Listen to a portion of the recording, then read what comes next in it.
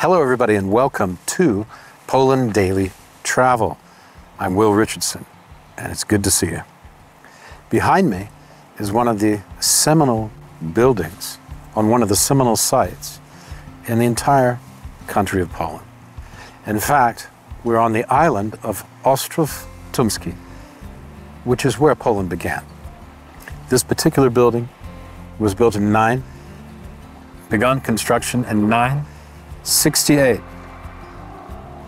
And it's where the first king of Poland, Mieszko, was anointed. And the first ruler. I always call him a king or think of him as a king. But he was a ruler. It was before there was a kingdom of Poland.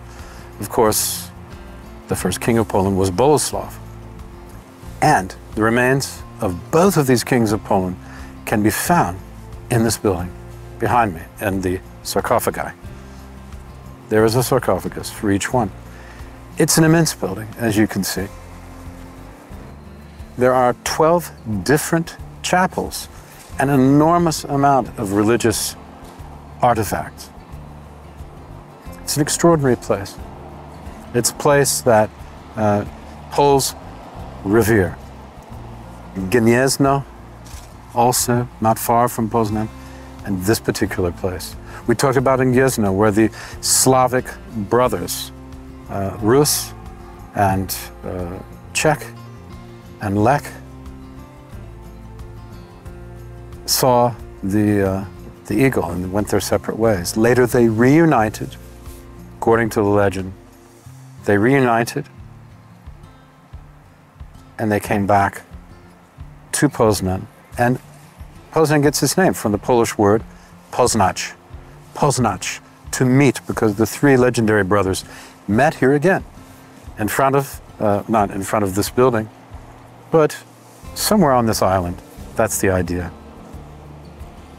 So right here, you can be looking at, or you can imagine, and you'd be justified in imagining that this is where it all began. Over 1,000 years ago. Now this building, of course, like many buildings in Europe and much of Poland, was destroyed by fire, destroyed by invasion, and even the latest destruction, 75% or so of the building was razed during World War II. There was a lot of fighting around Poznan. Easy to read up and find out about that.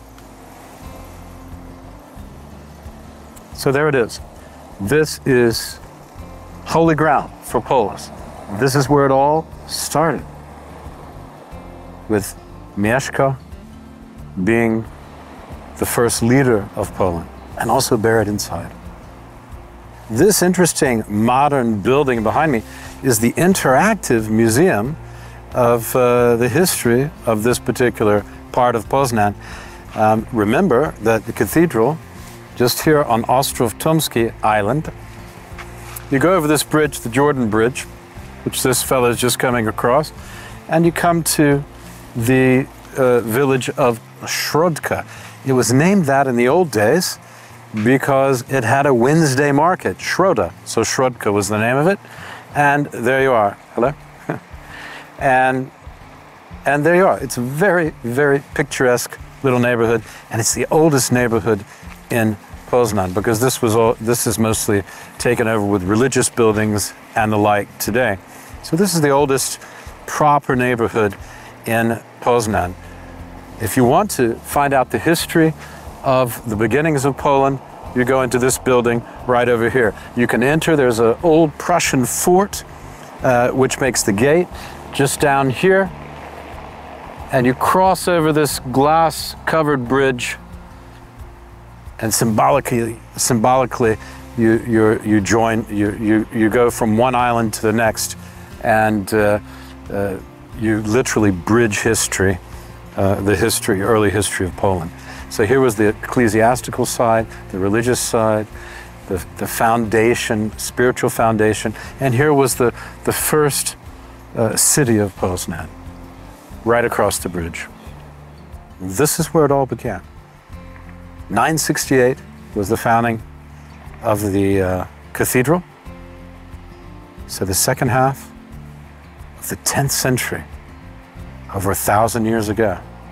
It all began, the Polish nation, right here. We are in beautiful downtown Poznan, and just a little walk from the old town, the Stare Miasto, as they say in Polish. And we are going to show you a little bit on our way.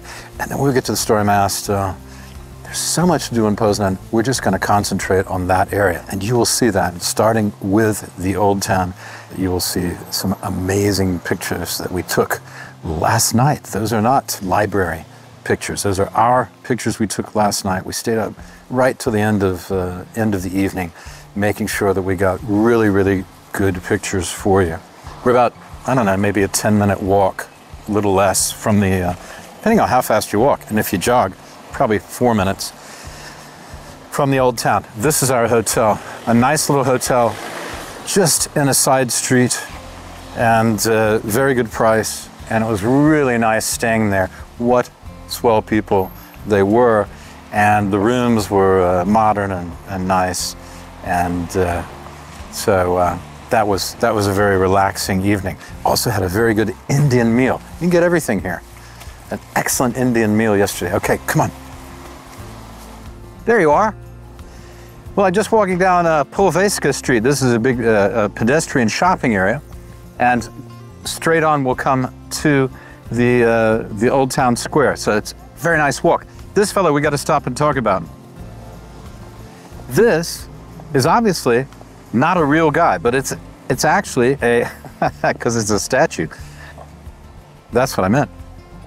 But this statue represents a fictional character who was very popular on the radio from 1983 to about 2000.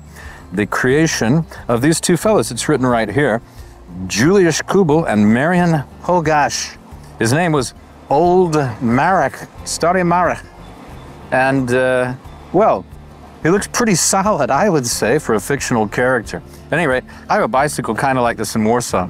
All right, without any further ado, see you, sir, and on our way. Hey, I thought this was worth taking a look at. I was walking by, I saw it says, labor conquers all. Labor omnia vincit. I think that's correct, although I'm just trying to remember a little bit of Latin that I learned in school. Here, Hippolyte Cegielski, 1813 to 1868. Why is he notable? Well, he's notable because he built a huge factory out of a small workshop. And in his workshop, he was repairing agricultural machines. And gradually he began to build them, and then even it graduated to trains, locomotives, things like that. So hugely successful, one of the most successful businesses in Poznan. Now, something to remember is that when the communists took over Poland after the Nazis in 1945, soon after that they renamed this factory Mr. Cegielski's factory. Of course, he's no longer around, but his descendants had it. The Stalin Metal Works. Ah, it has a nice ring to it. No, it doesn't. Anyway, so the Stalin Metal Works was where the uprising in 1956, the famous uprising here in Poznan, in which several people were shot down by the Polish military. It began here and was, of course, as they say, ruthlessly quelled by the communists. Anyway, that's worth mentioning because we're going to talk a little bit more about the 1956 uprising. It's impossible not to if you come to Poznan. So we'll give you a little introduction. This is a little introduction to that, and we'll be speaking more about it. So hats off to you, sir.